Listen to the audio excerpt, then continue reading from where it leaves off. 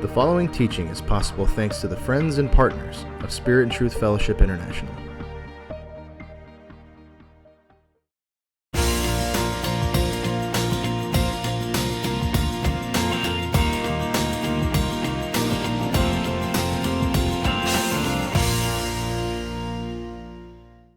Hi. Today I want to talk about something that I call story time.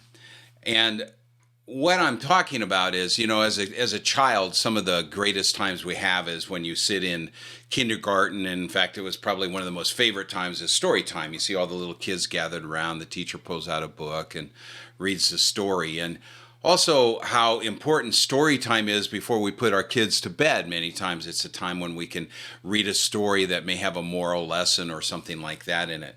Well, the idea of story really struck me. So as I began investigating it, why is it that we're so connected to story and that story seems to be so important to us? It turns out that scientists, those that study the brain and things like that, have actually discovered that when a story is told, a story with a beginning, a middle, an end, and it's told in such a way, it actually excites all of our senses. You begin to see the images, you can hear the dialogue or the noise going on. We also can feel the wind and the sun and rain as different things are described, or the smells when people tell a story and they incorporate that. And literally our minds become immersed in a story as if we're actually participating in the event. In fact, they've discovered that many times through story that we don't have to experience something to actually learn as if we had experienced it. For instance, in the Bible, there's the story of David and Goliath and his bravery and his courage and how God had raised David up and trained him. So David runs out and goes against Goliath and defeats him. When you read that story and immerse your mind into it and begin to picture it, you can learn lessons of courage just as if you were there and saw David do it, or as if you actually participated yourself. The reason that this works is because they've discovered that story causes our hormones of cortisol and oxytocin to be released. Cortisol it's like adrenaline, and what it does is it heightens our awareness. It just causes the whole brain to go on, wide open on not on overload, but on hypersensitivity. And oxytocin is the hormone that causes us to bond.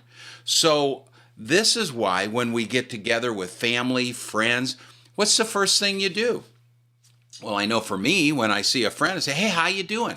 "Oh, I'm doing great. Let me tell you what's going on in my life." And then they begin to talk about a story. Well, we sit around a campfire. We talk about stories. We have family gatherings. We rehearse stories of times past, stories of grandpa, grandma, things like that. Stories are things that bind us as a community. And my point is that story, I believe, is embedded in the very DNA, the nature of who we are. I think God has made us in such a way that to have us connected with story. Now, there's one problem, though. We all tell ourselves stories all the time. In other words, we make up stories in our mind. And sometimes those are stories that I'm telling myself about myself, or I'm telling myself a story about someone else. It's fine if the stories I'm telling are true, but what happens when those stories are false?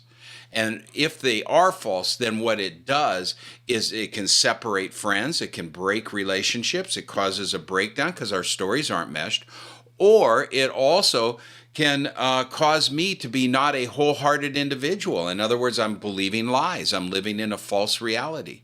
And the other day, my wife Lori, we were talking about this, and something came up. She had not been able to get in touch with her friend, and after a few days, she began relating and building a story in her mind about the problem that was going on. And as we talked about it, I said, well, I used that phrase, which we all kind of use. I said, well, that's the story you're telling yourself. In other words, it might be true, but it might not be true. And how would you know the difference?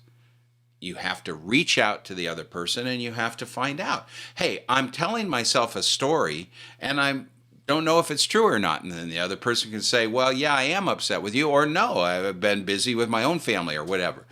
My point is that get in touch with the stories we tell ourselves, because we do have an enemy. God is very clear. Jesus even said that Satan is the father of lies. And our minds are in such a way that we're always in storytelling mode, whether you understand it or not.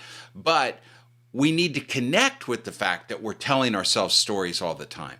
And are the stories you're telling true? Because that's what we really want, for us to be wholehearted, which is what God wants us to be. In fact, I have a verse here, Psalm 51:10. David said, "Create in me a pure heart, O God, and renew a steadfast spirit in me." A pure-hearted person is a person whose heart is whole and who is not telling their heart lies about themselves or about other people. And Matthew 5:8 said, Jesus said, "Blessed are the pure in heart, for they will see God." So that's why we want to be pure-hearted. And the way for us to be pure-hearted is for us to uncover the lies within our heart, for us to get in touch with the stories that we tell ourselves, and realize that God made us storytelling creatures. In fact, God gives us the greatest story ever told, which is the story portrayed through the pages of the Bible, the story of his creation, of man and his fall, the need for a Messiah, how Jesus came and fulfilled all those prophecies. It's the story of his death upon the cross and his resurrection, and ultimately all mankind's resurrection, some to everlasting life and some to everlasting death. So even God, within the Bible, it's a story. And when we connect more to the idea that we are storytelling creatures and we're constantly doing it, then first of all, we can connect to the greatest story ever told, God's story. And then we can also work to have the stories we tell ourselves to be right and the stories we tell ourselves about others to be corrected, so that we can be wholehearted individuals.